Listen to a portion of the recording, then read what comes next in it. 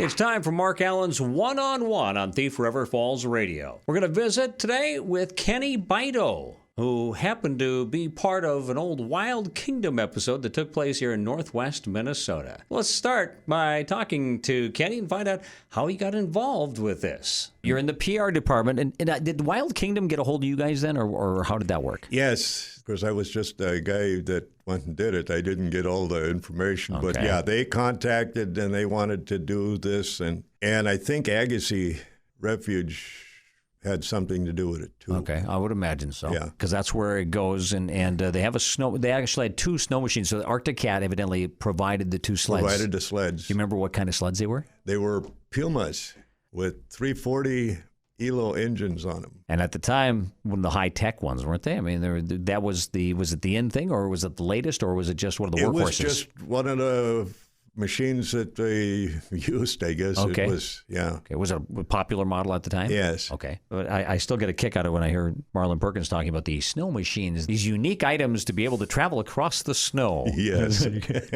We look at it now and go, yes. Yeah, okay. Really? Okay. So now, did you deliver the sleds to them, or did you drive for them, or how did that work? I brought the sleds out, and we were out there for about 3.5 weeks. That long? Yeah. Because the show only lasts about 20-some minutes. Yeah. Okay. Yeah. But it takes a long time. You got to get the right shot. You got to get this. You got to get that put in, and you got to, It doesn't happen in the 20 minutes that they do? No. No, okay. No. Okay. Because they they talk about collaring a moose, putting this big collar on to be able to follow them. And this in the early 70s, of course. There was a lot of moose back then. Yes, there was. It was good. They were healthy at the time. Things were going well with moose, weren't they? Yes, very healthy. They get out there. They have snow machines they go driving around with. Did you escort them out there, or did they go out on their own when they drove sleds? They didn't go out on their own. Okay. Yeah, they were. We made sure that it was runnable. Okay. Did you have to start it for them, or did they actually start them themselves? We would combination. A combination, yeah. We would have them warmed up and ready to go. So okay. When they pulled them, they fired right up. They fired right up. Okay. Yeah. All right. Because I noticed on some of the shots, Marlon just gets up there and pulls on, and boom, he's going. Oh yeah, he was a busy guy. And the helicopter guy, there were no doors on these helicopters. Now this is in it must look dead of winter. I don't know, December sometime. Do you remember when it was? Early in the season, probably December, because the moose still had their horns. Yes, they did. Yeah, that's right. Yep. Yeah, we see on the video, they see a number of moose, both cow moose. In fact, on the show, if you remember, there's the elk herd is there. Yes. This is back, I'm guessing, was this the Gansky herd that maybe? Yeah, Greg Gansky. Yeah. Okay, that was in Agassiz at the time. Well, no, they went out with the helicopters. Did they actually go a little farther and out? Looked out, looked around. Okay. Yeah. So at the time, do you remember, was the elk herd actually on Agassiz, or were they actually over in the Gansky area? They were in over further east of 89 actually. But with a helicopter, it's pretty easy to travel. Over this area. No problem. And they saw the white-tailed deer and the moose, of course, and everything else. Now, did you get a chance to fly in the helicopter? Oh, yeah. Oh, yeah? Was the guy a pretty good pilot? Fantastic. They had the one that's normally with him, that flies with him, he was something else. And then they had a spray helicopter from over in North Dakota that came to assist. So they had, when we were shooting, they had one camera in the helicopter so they could fly along and see what was going on. So they could actually watch the other helicopter flying along as it was as they would cover above the moose. I was just watching it recently, and when they, of course, they shoot the moose in the butt with the dart to put him down. The guy with the helicopter is like right on top of him. Yes, right there. He was amazing. It was just fun to be around. It literally looked like he was like 10 feet off the ground. Oh, yeah. Oh, he'd set it down right in the trees, and the blades would be right at the top of the trees, and you'd be down in, hanging below. Yeah, it was amazing.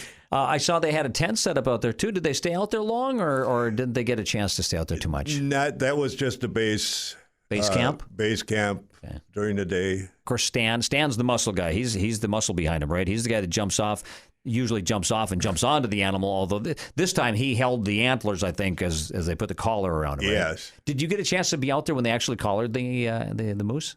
Oh, yeah. Okay. So you were there most of the time then? I was there the whole time. So did you get a chance? Did you have to help with the moose at all? Yeah. Yeah, you did, huh? Oh, yeah. Okay. Did you have to help get the moose down? And no, No. no, that was part of it. But we did stabilize the moose before they came up there. Okay. Made sure everything was okay before. Because I'm guessing Marlin Perkins, the star that he is, you don't want him jumping out with a wild moose that is only half drugged up, maybe. Right. No, he wasn't going to do that. Dan was there, and Jim, I think, was another one that was there. Yeah, Jim, I forget what his name was, but Jim Fowler, I think it was. Wasn't it? Jim you're Fowler. Right. This Stanley was something else. In the morning, he would do 100 push-ups, and he would do them in different positions. One arm standing on his head, pushing off with his feet up against the wall. I mean, he was as strong as a horse. Pretty broad-shouldered guy. Oh, yeah. Yeah. I think they made sure that he was that way because he had to protect Marlin sometimes. Oh, so. yes. Oh, yes. Did you watch Wild Kingdom differently after they were here? Oh, of course. Okay, because you kind of knew a little bit of the ins and outs of what happened? Yeah. Wasn't quite the same. No. Although it's still, I think the segment, if you Google Trail of the Moose or Wild Kingdom, Agassiz, Northwest Minnesota, something on that order, it'll get you to the YouTube video of the actual show. You don't have to worry about the commercials. It gives you, it's like a 22 minutes, 25 minutes, something like that. Did you have to do any stunts for him or anything? Well, we had to show him a few tricks. Show him a few tricks. Okay, but you didn't they don't have a part on there where you see in the credits stunts by Kenny Bito or anything? No, Stunt I don't man? think so. No, nothing like that? Not in that one, no. Remember when I was watching it the first time when he said Kenny Bito's delivering the snow machine, and I thought, oh, I really didn't want to have that on there. Oh, but there it is, your name on the big screen. Yes. All right, cool. Trail of the Moose, check it out. Marlin Perkins, it's the Wild Kingdom. Kenny Bito, our one-on-one segment from Thief River Falls Radio.